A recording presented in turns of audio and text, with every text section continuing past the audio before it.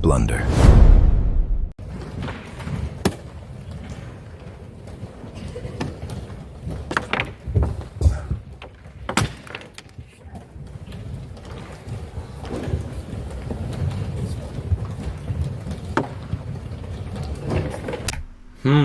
Hello chess players, Chess Witcher here.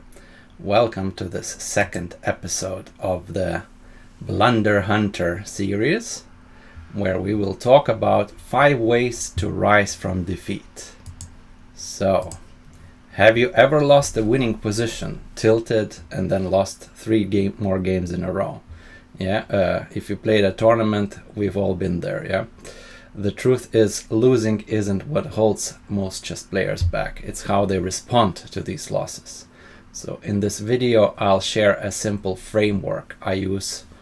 It's called RRIPE. Yeah, so you're basically ripe for the next victory. It's a 5-step mental reset that helps you bounce back after defeats, avoid tilt, and keep improving over the long term. We'll cover how to recover your emotions, reflect on your games, improve with a growth mindset, prepare yourself for peak performance, and most importantly, enjoy the game that brought us all to chess in the first place. So, let's begin. The first game we're gonna check is the famous Carlsen, actually Gukesh as white versus Carlsen from 2025 Norway chess tournament. And in this position, white played knight d7, attacking the rook. Yeah, Gukesh is white. How would you play with the black pieces? Think if needed. Yeah. What would you do? Well, actually, good move is just move this rook away, and black has very good chances. Yeah, with these passed pawns. Well, maybe. Yeah, we always have this 92 jump, so there is no 95 as I see. So yeah, this would give black very good chances to do something. But in the game, blunder happened. This is a famous game where Magnus slammed the table, yeah, slammed the board at the end. He played 92, but this is a big blunder. Why? Maybe you can see for white. What can they do? They can just take it, and maybe black calculated that they advanced the pawns.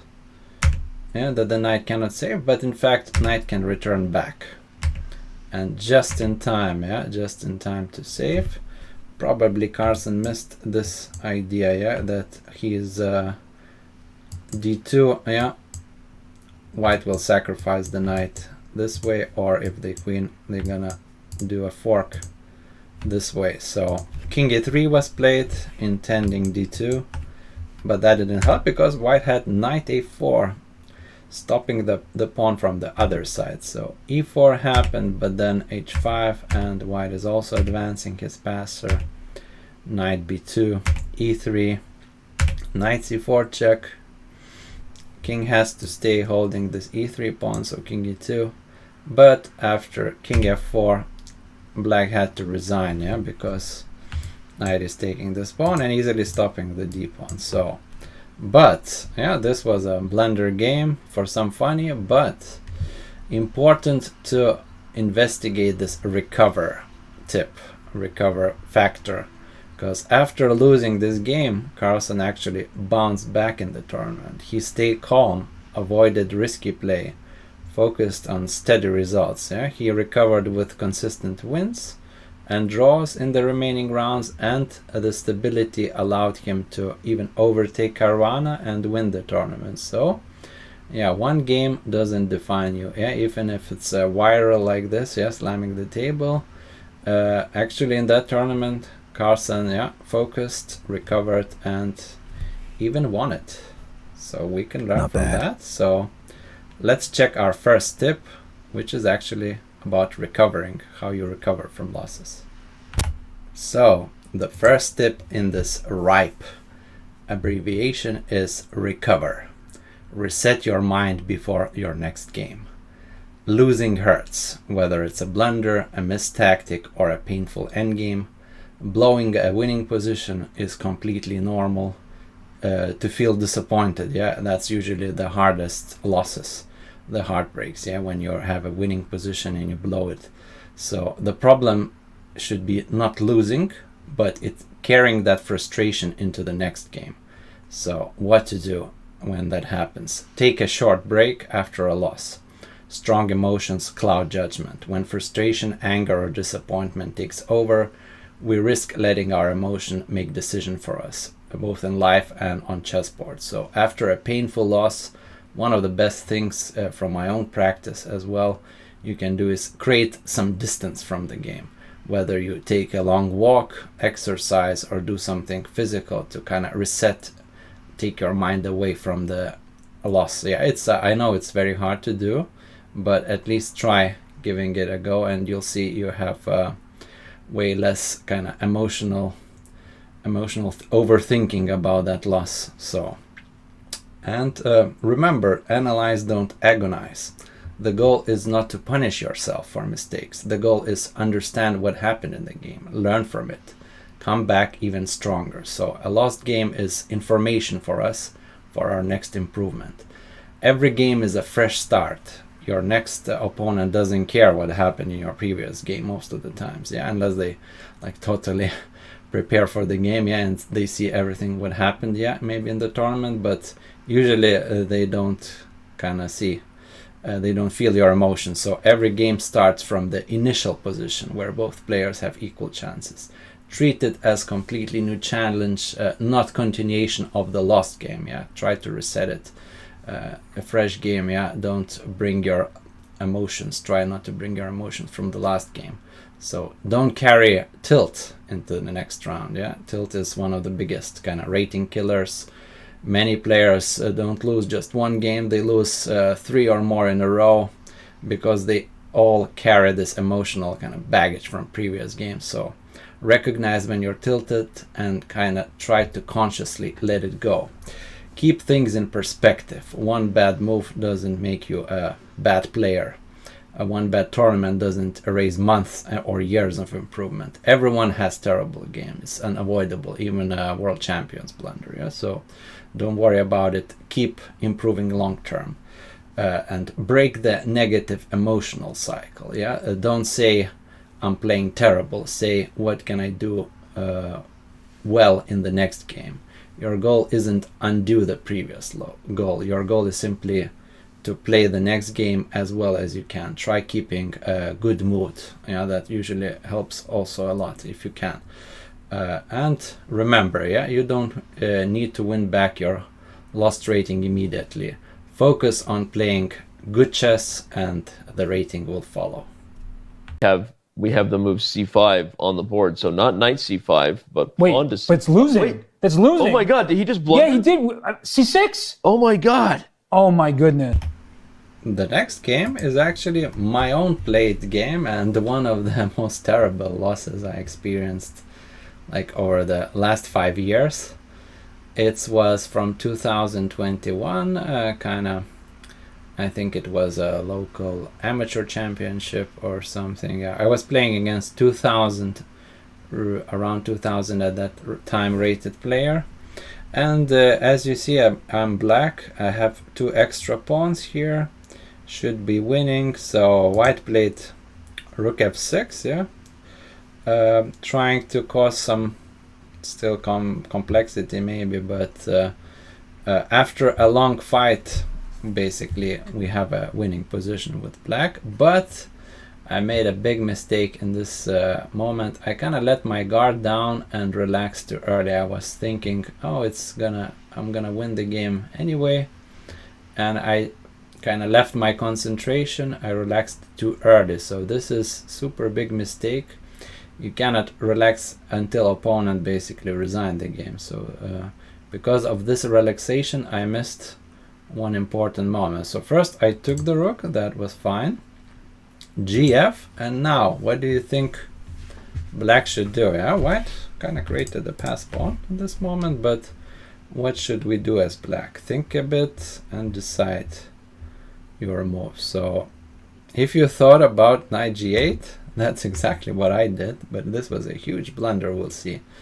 Actually, the move This knight g8 I played, I think I remember in the game, almost instantly without thinking, just trying to capture this pawn and kind of be done with the game. So it's a very super dangerous situation when this happens, when you think, when you play a move without ever even thinking, yeah, like it's an emotional move. So much better move was knight f5, just going here. You're gonna eventually capture back this pawn with either the rook or the king. So this negates this move, any tactics, as we'll see. So next move is probably rook f8, yeah, and just taking this pawn. So that would very easily, I think, win the game. But yeah, opponent notice now a big tactic. So he played here. And where's this big tactic? I think here even I had like the final chance to move the knight to e7 perhaps, and yeah, this way to still maybe win the game. So but I did knight h6, still going after the pawn, but I missed a terrible blow. Maybe you can spot it for white.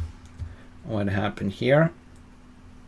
Bishop d6, boom, yeah, a bolt out of the blue. I remember the feeling in the game, a kind of big warmth going through me and like adrenaline, yeah. Like together with a cold shower, yeah, a true heartbreak when you have a winning game, yeah, and suddenly losing from the winning position in a couple of moves. So this tactic is, I think, called deflection, perhaps, yeah. White is using, he's temporarily having a pass pawn. So if I take with the rook, immediately queening, and if I take with the king, I hope you've seen, yeah, rook d5. And basically I have to lose the exchange now, because otherwise white queens. So, and the endgame was quickly lost. I'll show you the last moves. Yeah, but I felt terribly after this game, and it was awful. Yeah, one of the worst losses I had in a classical game. So yeah, I tried my best, but I think white just advanced the pawn, and I had to resign somewhere here, yeah, after h5. And knight is pinned, pawn is going through, game over. So yeah, terrible loss, truly a heartbreak. Yeah, if you play tournaments, I'm pretty sure you had these types of games, yeah, where you were winning the entire game and suddenly some stupid blunder in the end lost you the game. So what can we learn from this? Let's go to our next tip about reflecting your games. So we come to tip 2, that's reflect. Turn every loss into a lesson. Every loss contains information for you. If you simply forget about it, you lose twice. Once on the board and once because you missed the opportunity to learn. So analyze every game, doesn't matter if it's blitz, rapid, especially important to analyze your classical games. Don't just look for the blunder. Ask yourself, where did the position first become uncomfortable? What decisions led to the problem? What could I have done differently? Often decisive mistake happens several moves before the obvious blunder. So you have to reframe losses as opportunities. Every mistake points to something you can improve, whether it's calculation, opening preparation, end games, time management, psychology, or many other things. So don't beat yourself up. Self-criticism doesn't make you stronger. Constructive analysis does. Yeah, replace sayings like I'm terrible with I need to work on this position. I need to train certain aspect of the game. Yeah, that's how you improve. And always ask, what can I improve next time? What can I learn from this game? So find one practical takeaway always from each game. Maybe you need to, for example, study knight endgames for some reason. Practice tactics, yeah, that is universal thing. Improve your opening knowledge at certain, yeah, maybe not the exact moves, but understanding of opening and middle game plans, for example, somewhere you don't know, yeah. So remember, masters lose too, yeah. Every master has lost thousands of games. So the difference isn't that they never lose, it's that they consistently learn from those losses, and that's how they improve kind of step by step. So don't ask why did I lose, ask always what can I learn from this game? What can this game teach me? And try to at least have one takeaway from the game, which you can then include in your training. This threat h6 is the forced move now. Ding plays h6, the position is equal. There's nothing to worry about, but he must look at this threat which is there in the position. Rook e4 on the board. Ding thinks for a bit and goes rook b2. Oh my god, what is this move? Ding-Liren misses mate into. Look at Magnus's expression. He knows that the game is over, and it's one of those expressions where you're not happy about it. Ding resigns. Queen. Here is the next game, and it is also my own game, which I played as white against a fragment from the game. I won't show you the full game. It was from the tournament in Italy. I was around 2200 FIDE and played against the same rated kind of player with black, and I managed to get a winning position, I would say, here with white. It was my turn to move. Yeah, the pawn is hanging on b5.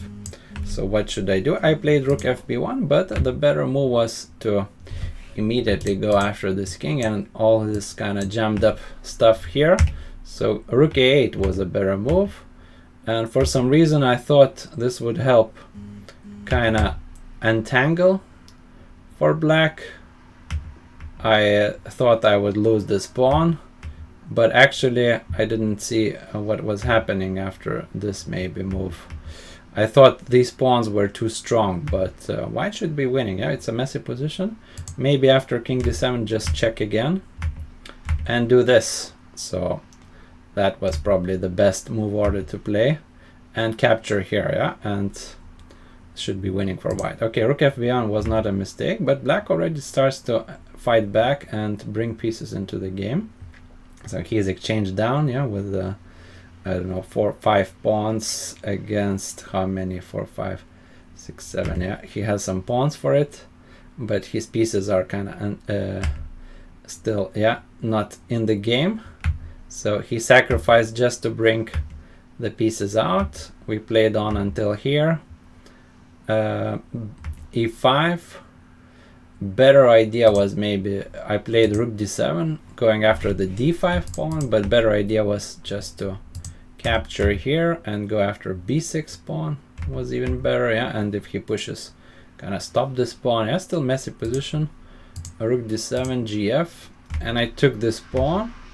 Now black missed a chance. He could have played maybe here and bring the king, and this position is still fighting for black. Even it seems like we're exchanged down. Actually, I have to sacrifice the white rook now. Yeah, then I think so. It's maybe black achieves a draw somehow. So, but in the game he missed it. He went bishop h6. Now we traded here, and now we see I'm a kind of exchange up. Just need to stop this pawn. Yeah, that's the only trouble for me. So I played f4, and now I have totally winning position. Closing this bishop, white should be winning. Yeah, I thought so myself, but here comes the fiasco in this game. I don't remember recently, yeah, where I blew not only such a winning position, but also lost to it as well. This is kind of next level blundering. So let's see how I managed to lose this game. It was a classical game, so awful, yeah, result here, but we can learn from this game. So rook c1 already slight inaccuracy. I should go active with the rook. Maybe you can find a good move here. Yeah, how can white make more active move? And this is the right idea, trying to negate this rook. So bishop f8. Yeah, and we can maybe take the pawn and do this. Yeah, and we stop basically. Either we create a pass pawn or we stop the c pawn. So this was easy to see perhaps, but I missed it. I went here, and now you see I don't have this rook d6 anymore after bishop f8. So and I went passive with the rook, and another move in the wrong direction. I went after this bishop, but I should have played maybe rook d5 and brought the king in at least. Yeah, something like this. But rook a4, my rook got kind of trapped here. Rook a6 still winning. I brought the king in. He brought also rook a7, And now rook c7. This is a big mistake.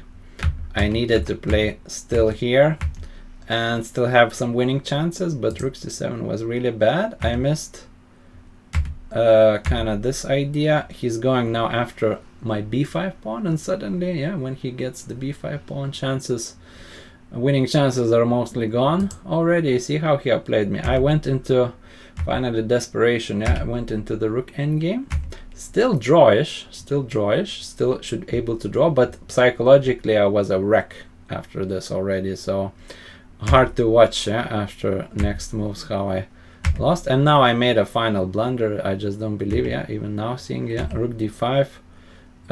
Just need to sit with this rook here and wait and have a good drawing chances, yeah, because I'm hitting f6. I'll keep the rook behind the pawn, but for some reason I went sideways with the rook, which was terrible. And now black has winning chances because of king and rook activity, yeah, 2 goals out of 3, a match already, yeah, so they have winning chances. I lost the pawn here, still try to, yeah, but now I'm lost in the endgame, and he managed to eventually win this. So from totally winning position, well, it was not clearly winning, yeah, but on my level I should have converted that, and yeah, that's how I lost. So conclusion, one of the worst kind of middle game realization games I've played ever. Managed to lose, yeah, from winning position, big collapse. So big lesson from this game is realization, yeah, one big takeaway, how to realize material advantage with being exchange up, yeah. So how to improve after such a terrible loss. Basically I need to train conversion in the endgame, being exchange up, yeah, being some material up from certain positions. Try playing some training games even with computer, yeah, or better, yeah, to play against human player on physical board. Try to train your conversion skill, yeah, from certain positions, and don't play passively, yeah, when converting, yeah, because I gave lots of chances in this game for opponent, and yeah, even exchange up I managed to lose. So let's look at our next tip, how to improve your game. So we arrive at tip 3 from the RRIPE method. Improve. Focus on long-term growth.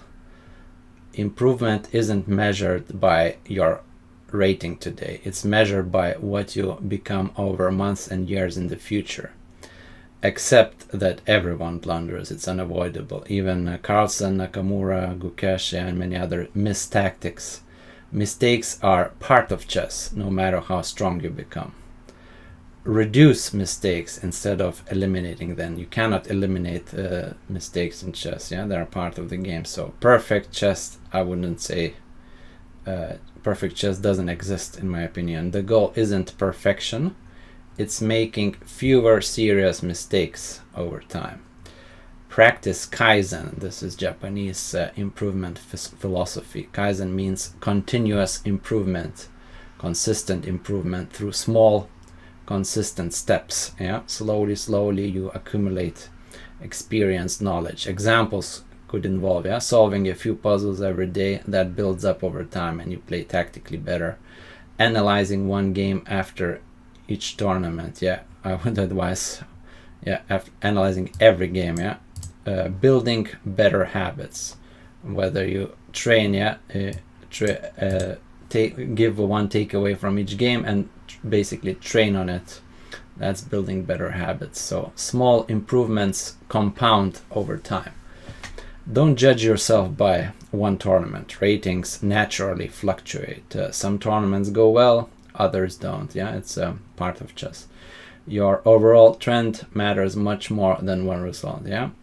As we see this rating kind of trend, yeah, they often go down like a sinusoid or something, yeah. Like for me it's always fluctuating, for example, yeah. So think in years, not days. Ask yourself, where do you want your chess to be a year from now, yeah, how you will improve. This is much healthier question than worrying about kind of today's rating. So in general, progress isn't always visible day by day, but if you consistently train, your effort will pay off.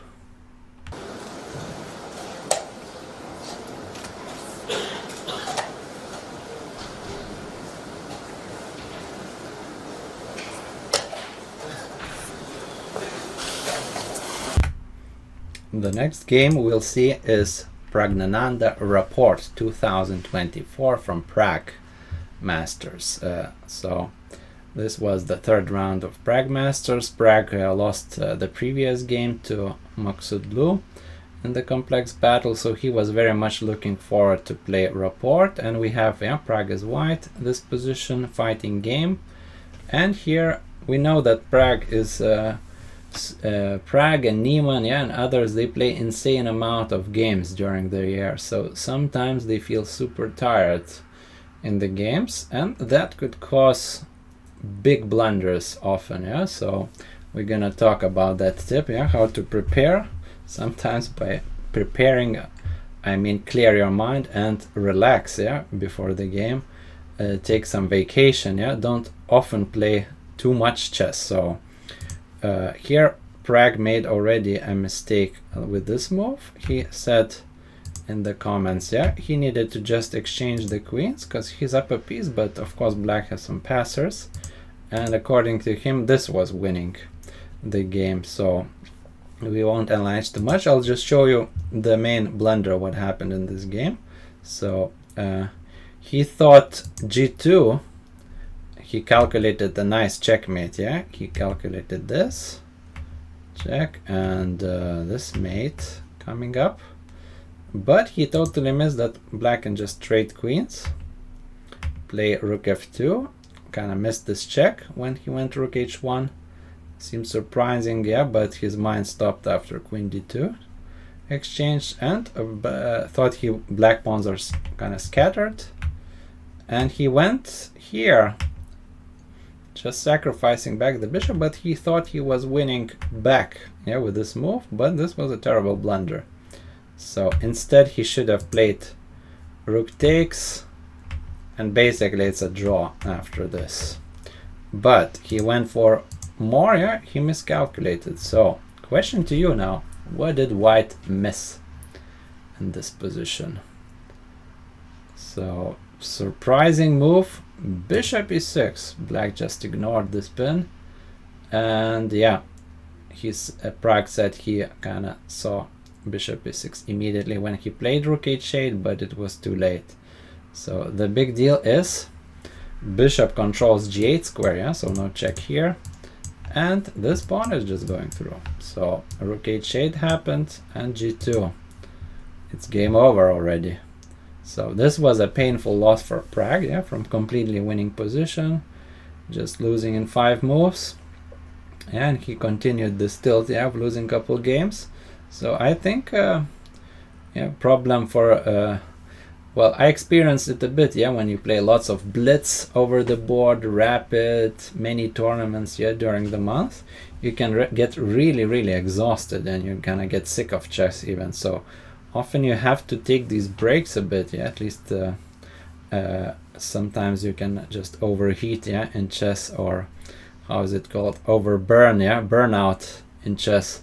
So you have to take these, sometimes best preparation is taking some time out from chess. So that's what we can learn maybe from this game. Prague was very exhausted, tired.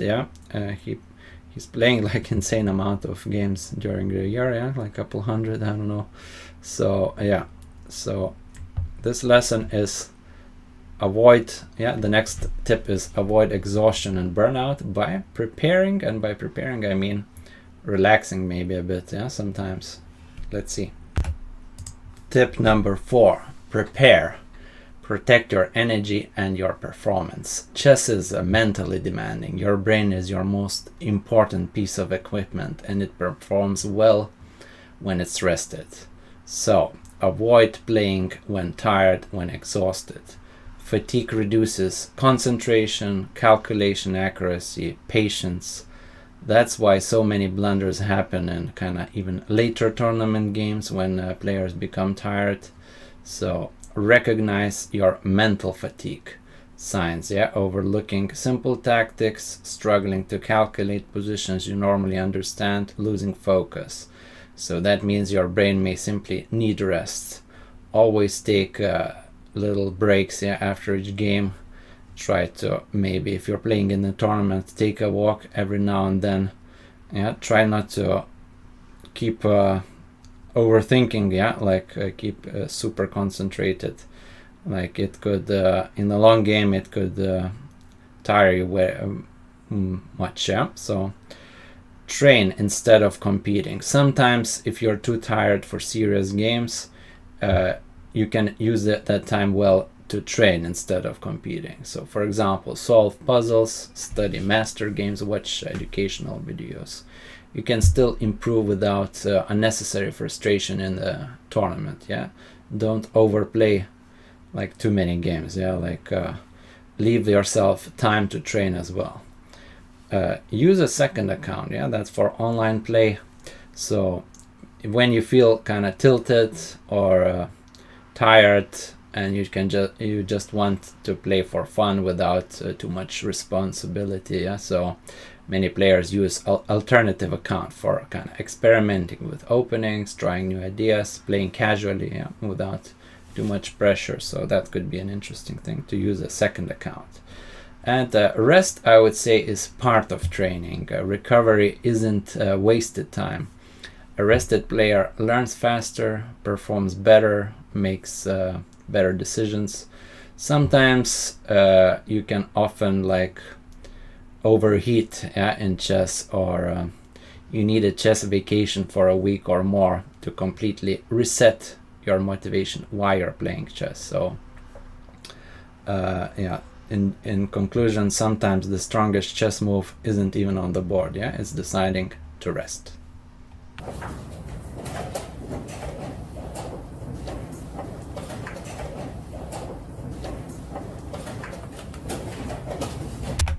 And the final game we're gonna see in this lesson is again my own game. So I kind of chosen 3 games, yeah, where I made terrible blunders in recent years.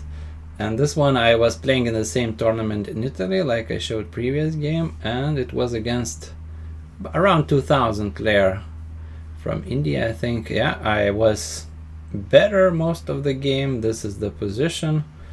I could have played here. I went queen f4. Could have played h6 actually. I knew this motive from other classical games where you kind of need to play this, and then basically if they retreat here, you have always this pawn as a bone in the throat. Yeah, black will always have back rank issues, weak king, yeah, long term. So I don't know. Yeah, I knew this motive, but I don't know why I didn't play it. Queen f4 I went, kind of just activity. Rook a8, and here is another big blunder where I basically played the move without even thinking. So again, maybe lack of concentration. It was kind of later in the tournament, yeah, I think one of the last rounds probably. So I made a big blunder without even thinking. Yeah, so let's see what you come up with this position. Yeah, what would you play here with white? Try to think. So, well, some bishop c2 perhaps is a good move. Yeah, bishop d1 also keeps a nice pressure going on, but without thinking I went automatically rook a1, and it was a huge blunder. Yeah, basically carelessness. I didn't even think what was wrong with this move, but maybe you can see why this is such a blunder. Totally missed one idea. Rook a4, totally missed this, and double attack. Yeah, usually there is a saying, yeah, in chess is often game of double attack. So bishop is hit, and suddenly queen got opened up on my rook, and basically I lost the game from here.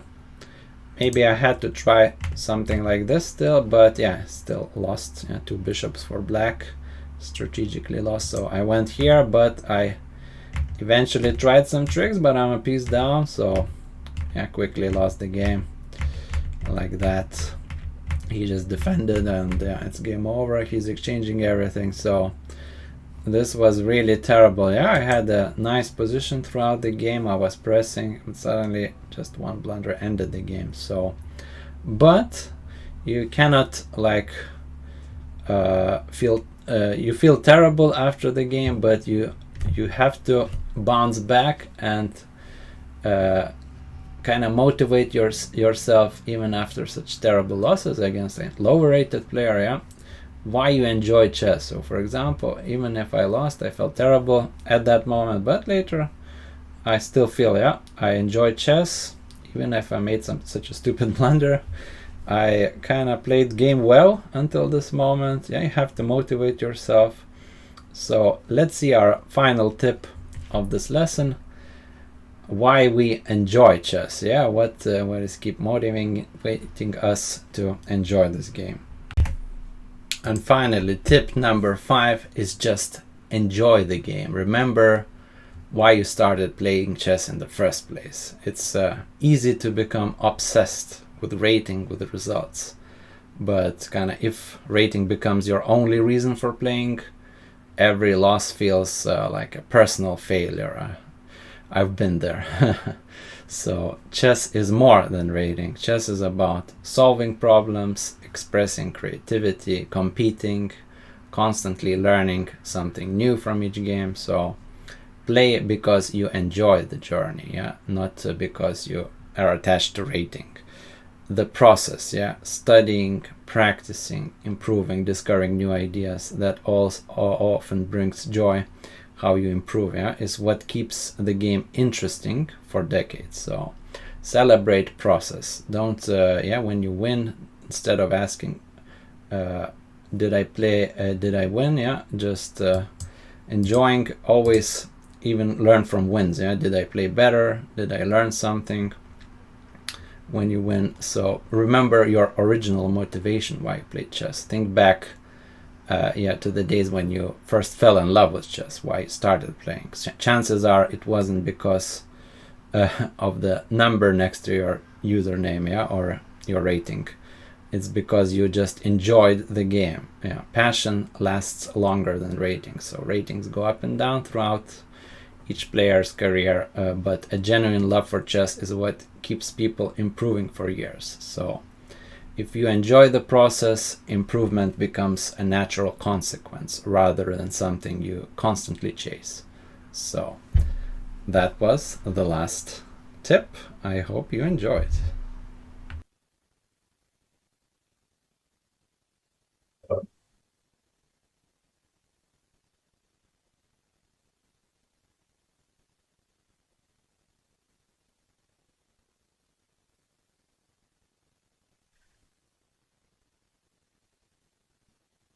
I'm sorry, guys. I don't know what happened. It's an expensive mistake.